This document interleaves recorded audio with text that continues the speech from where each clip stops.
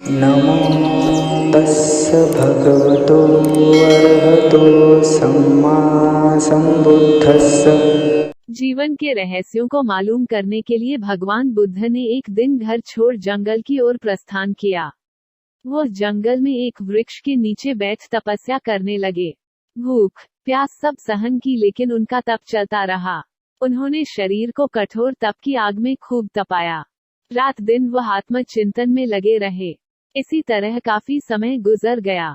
शरीर सूखकर लकड़ी जैसा हो गया, फिर भी उन्हें आत्मज्ञान प्राप्त नहीं हुआ। उन्हें अब कोई रास्ता समझ नहीं आ रहा था। उनका धैर्य और शक्ति जवाब दे रही थी। वह निराश होकर सोचने लगे कि अब हमें ज्ञान नहीं प्राप्त होगा, इसलिए तपस्या छोड़कर घर लौट चलना चाहिए। उनके मन में अब अनेक शंकाएं उठने लगीं। व्यर्थ में जीवन का काफी समय बर्बाद कर दिया, इसके बाद भी कुछ भी न मिला। शरीर और मन को कितना कष्ट दिया, इसके बाद भी आत्मतत्व जैसी चीज न प्राप्त हो सकी। शरीर अत्यंत दुबला और कमजोर हो गया था, इसलिए उनके कदम लड़खड़ा रहे थे। वह चले जा रहे थे कि उन्हें प्यास लगी। देखा रास्ते में कुछ दूरी पर एक स्वच्छ जल की झील है। वह पानी पीने के लिए झील के किनारे पहुंचे तथा थके होने के कारण आराम करने लगे।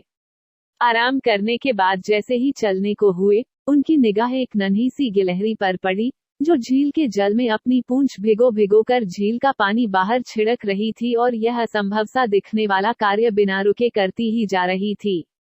भगवान बुद्ध ने गिलहरी से पूछा, तुम ऐसा क्यों कर रही हो?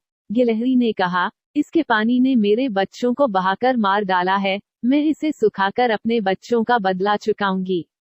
इतना कहकर वह फिर अपने कार्य में लग गई।